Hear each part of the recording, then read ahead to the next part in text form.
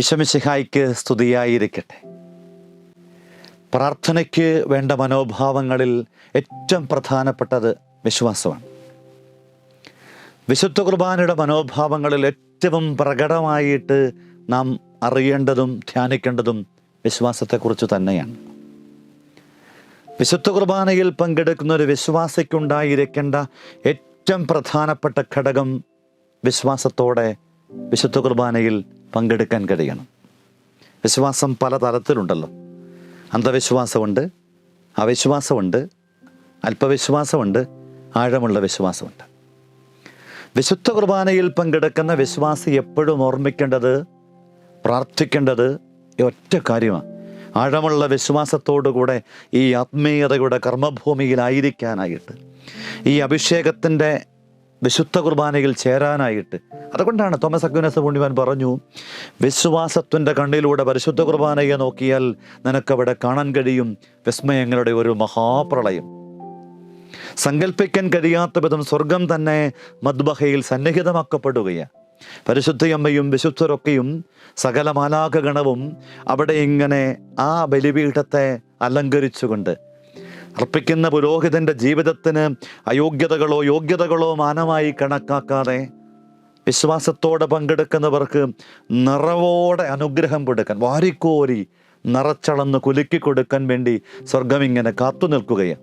പക്ഷെ എത്ര മനോഹരമായിട്ടാണ് വിശ്വാസത്തോട് ബന്ധപ്പെടുത്തി വചനത്തിൽ ഇങ്ങനെ ഓർമ്മപ്പെടുത്തുക. സത്യമായി ഞാൻ നിങ്ങളോട് പറയുന്നു, ആരെങ്കിലും ഈ മലയോട് ഇവിടെ നിന്ന് മാറി കടലിൽ ചെന്ന് വീഴുക എന്ന് പറഞ്ഞാൽ അത് അങ്ങനെ ഹൃദയത്തിൽ ശങ്കിക്കാതിരുന്നാൽ അങ്ങനെ തന്നെ സംഭവിക്കും. എന്നിട്ട് പറയാണ്, അതിനാൽ പ്രാർത്ഥിക്കുകയും യാചിക്കുകയും ചെയ്യുന്നത് എന്തും ലഭിക്കുമെന്ന് വിശ്വസിക്കുവിൻ, നിങ്ങൾക്ക് ലഭിക്കുക തന്നെ ചെയ്യും. വിശ്വാസമെന്ന് പറയുന്ന ഒരു വലിയ കൃപയ്ക്ക് വേണ്ടി വിശുദ്ധ കുർബാനയെ സമീപിക്കും നമ്മൾ പ്രാർത്ഥിക്കണം. ശിഷ്യന്മാർ ഈശോയോട് ചോദിച്ചത് രണ്ട് കാര്യമുള്ളെന്നാണ് പറയണേ. ഒന്നാമത്തെ കാര്യം, ഞങ്ങളുടെ വിശ്വാസത്തെ വർദ്ധിപ്പിക്കണമേ. വിശ്വാസം കുറയുന്ന ഈ കാലഘട്ടത്തിലൂടെ കടന്നു പോകുമ്പം വിശ്വാസം വർദ്ധിപ്പിക്കണേ എന്ന് പ്രാർത്ഥിക്കണം. ആദ്യത്തെ വർധന ഉണ്ടാകേണ്ടത് മാതാപിതാക്കളുടെ അകത്താണ്. അപ്പനും അമ്മയും ഇങ്ങനെ ഉള്ളിൽ, പ്രത്യേകിച്ചും വിശുദ്ധ കുർബാനയോട് ഉള്ളിൽ ഇങ്ങനെ വലിയ വിശ്വാസത്തോടു കൂടിയിട്ട് സമീപിക്കാൻ, അതിനെ സ്വീകരിക്കാൻ പഠിക്കുമ്പം അവരറിയാതെ ജീവിതത്തിൽ എന്തുണ്ടാവുന്നു അത് മക്കളിലേക്ക് കൈമാറ്റം ചെയ്യപ്പെടുന്നു. ഒരു യാത്രാവേളയിൽ അത്യാവശ്യം വിദ്യാഭ്യാസവും ലോകപരിജ്ഞാനവും ഒക്കെയുള്ള ദമ്പതികൾ ഒരു ചോദ്യം എന്നോട് ചോദ്യം ഇതായിരുന്നു: വിശുദ്ധ കുർബാനയിൽ എപ്പോഴാണ് ഈശോയായി മാറുന്നത്? ഏത് മൊമെൻറ്റിലാണ് കുർബാനയായിട്ടത് രൂപാന്തരപ്പെടുക, ക്രിസ്തുവിൻ്റെ ശരീരവും രക്തവുമായി രൂപാന്തരപ്പെടുക? പല ന്യായീകരണങ്ങളും തെളിവുകളുമൊക്കെ അവതരിപ്പിക്കാൻ ശ്രമിക്കുമ്പം അവർ അതിനൊന്നും അനുവദിക്കാതെ, കുഞ്ഞുങ്ങൾ ചോദിക്കുന്നത് കൊണ്ടാണ്, നേരെ കൃത്യമായി മനസ്സിലാകുന്ന ഉത്തരം പറ. ഒടുവിൽ ഇങ്ങനെ ആ ചോദ്യത്തിൻ്റെ മുമ്പിൽ പെട്ടെന്നൊരു ഉത്തരം എൻ്റെ വായിൽ കിട്ടാതെ വന്നപ്പം കൂടെ ഉണ്ടായിരുന്നൊരു ഡോക്ടർ ആ സംസാരത്തെ കേട്ടിട്ട് പെട്ടെന്ന് പറഞ്ഞു, ഒരു അമ്മയുടെ ഉദരത്തിലൊരു കുഞ്ഞുണ്ടാകുന്നു, അണ്ഡവും ബീജവും സംയോജിച്ച് ഭ്രൂണമായിട്ട്, എംബ്രിയോ ആയിട്ടത് രൂപാന്തരപ്പെടുന്നു. എപ്പോഴാണത് മനുഷ്യനായിട്ട് മാറണത്? ആദ്യത്തെ മണിക്കൂറിലാണോ? പിന്നീടുള്ള 9 മാസത്തിൽ? ഏതു ഘട്ടത്തിലാണ്? അത് പറയാനാവില്ല. അതുപോലെ തന്നെയാണ് പരിശുദ്ധ കുർബാനയും. വിശ്വാസത്തിൻ്റെ കണ്ണിലൂടെ നോക്കുമ്പോഴേ ഈ പരിശുദ്ധ കുർബാനയെ നമുക്ക് അത്തരം ഒരു ആത്മീയ ചിന്തയോടുകൂടെ അറിയാനും അനുഭവിക്കാനും ആവുകയുള്ളൂ. മക്കവായരുടെ പുസ്തകത്തിൻ്റെ 7-ാം അധ്യായത്തിൽ ഒരമ്മയുടെ വിശ്വാസം നമ്മൾ കാണുന്നില്ലേ? സങ്കല്പിക്കാൻ പോലും കഴിയാത്ത വിധം സഹനത്തിലൂടെ, എന്ന് വെച്ചാൽ ജീവൻ, മക്കളിങ്ങനെ ഒന്നൊന്നായിട്ട് നഷ്ടപ്പെട്ട് അവസാനത്തവനെങ്കിലും ജീവനോടെ ആയിരിക്കാൻ വേണ്ടി അവസരമൊരുക്കുമ്പം ഒരമ്മ പറയാണ്, മോനെ നീ അങ്ങനെ ചെയ്യരുത്. നിൻ്റെ പ്രിയപ്പെട്ടവർ കടന്നുപോയ അതേ വഴിയിലൂടെ തെല്ലും വിശ്വാസം കുറയാതെ, വിശ്വാസത്തിൻ്റെ വീതിയിൽ ഒരു കുറവും വരാതെ എൻ്റെ മോൻ തമ്പുരാൻ്റെ സന്നിധിയിൽ അവിടെ ആയിരിക്കുമ്പം അമ്മ അവിടെ വന്ന് എൻ്റെ മോനെ കണ്ടോളാം, ഭൂമിയിൽ എൻ്റെ മകൻ ഉണ്ടാകണമെന്ന് അമ്മയ്ക്ക് നിർബന്ധമില്ല.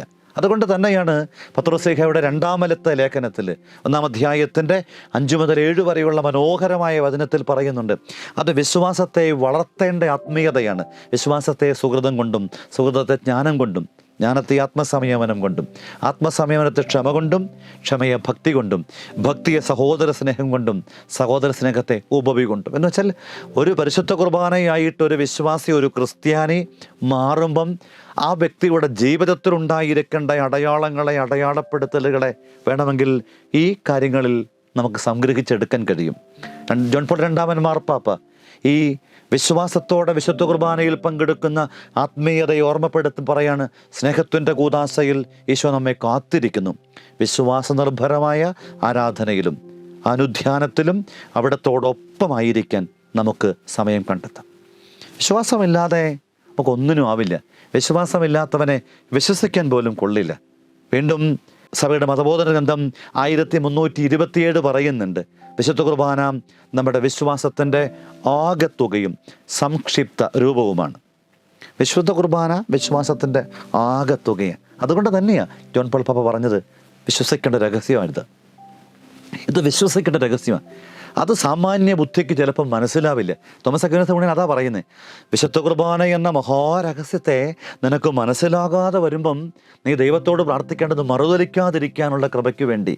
ഒന്നും മനസ്സിലാകുന്നില്ലെങ്കിലും ഈശോയെ ഞാനങ്ങേ സ്നേഹിക്കുന്നുവെന്ന് ഉരുവിട്ടുകൊണ്ട് അറിയാത്ത ഭാഷയിലോ മനസ്സിലാകാത്ത വിധത്തിലും അർപ്പിക്കപ്പെടുന്ന പരിശുദ്ധ കുർബാനയിൽ പങ്കാളിയാകുമ്പോഴും ഓർമ്മിക്കണം, മടികൂടാതെ ഈശോയെ ഞാനങ്ങേ സ്നേഹിക്കുന്നു. ഇതിങ്ങനെ ഹൃദയത്തിൻ്റെ മന്ത്രമായി, ഉള്ളിൻ്റെ പ്രാർത്ഥനയായി നമ്മളങ്ങ് രൂപാന്തരപ്പെടുത്തി കഴിയുമ്പം ആ പരിശുദ്ധ കുർബാന, വിശ്വാസത്തിൻ്റെ മഹാരഹസ്യമായ ഈ പരിശുദ്ധ കുർബാന, വിശ്വാസിയുടെ ജീവിതത്തിൻ്റെ സങ്കല്പാതീതമായ പുണ്യമായി ഈ പരിശുദ്ധ കുർബാന എന്നെയും നിങ്ങളെയും ആഴമുള്ള ദൈവവിശ്വാസത്തിലേക്ക് നയിക്കും. കുർബാനയോളം വിശ്വാസം പകരുന്ന മറ്റൊരിടമില്ല. അതുകൊണ്ട് വിശുദ്ധ കുർബാനയിൽ പങ്കെടുക്കുമ്പം ഓരോ വിശ്വാസിയും ചങ്കത്തു കൈവച്ച് ചോദിക്കേണ്ട ചോദ്യമാണ്, എനിക്ക് ഈ പരിശുദ്ധ കുർബാനയിൽ ശരിക്കും വിശ്വാസമുണ്ടോ? എൻ്റെ തമ്പുരാൻ ഈ പരിശുദ്ധ കുർബാനയിൽ ജീവിക്കുന്നുണ്ട് എന്ന്. ജീവിച്ചിരുന്നവനാണ്, ഇന്നും ജീവിക്കുന്നവനാണ് നമ്മുടെ തമ്പുരാൻ. മറ്റാർക്കും സങ്കല്പിക്കാൻ കഴിയാത്ത വിധം എത്താൻ, ജീവിക്കാൻ സഹായിക്കുന്ന ഈ തമ്പുരാനോട് വിശ്വാസത്തോടെ ചേർന്ന് നിൽക്കാം. നമുക്കൊരു നിമിഷം പ്രാർത്ഥിക്കാം. ഈശോയെ, ഞങ്ങളുടെ വിശ്വാസത്തെ വർദ്ധിപ്പിക്കണമേ. പ്രത്യേകിച്ചും പരിശുദ്ധ കുർബാനയിൽ പുത്തൻ തലമുറ സംശയത്തിൻ്റെ ചോദ്യമുനകളുമായിട്ട് വിശ്വാസത്തിൻ്റെ വഴിയിൽ നിന്ന്, കുർബാനയോട് ബന്ധപ്പെട്ട ആത്മീയതയിൽ നിന്ന് ഇതെല്ലാം പാഴ്വേലയാണെന്നൊക്കെ പറഞ്ഞകന്ന് പോകുമ്പം അകലാതെ വിശ്വാസത്തെ മുറുകെ പിടിച്ച് അഭിഷേക നിറവിലായിരിക്കാൻ ഞങ്ങളെ സഹായിക്കണേ. വിശ്വാസത്തെ വർദ്ധിപ്പിക്കാൻ, ആഴമുള്ള വിശ്വാസം കൊണ്ട് ജീവിക്കാൻ ഞങ്ങളെ ശക്തിപ്പെടുത്തണമേ. വിശുദ്ധ കുർബാനയുമായി ബന്ധപ്പെട്ട വീഡിയോകൾ നിങ്ങൾക്ക് ലഭിക്കാൻ ഈ ചാനൽ സബ്സ്ക്രൈബ് ചെയ്യുക.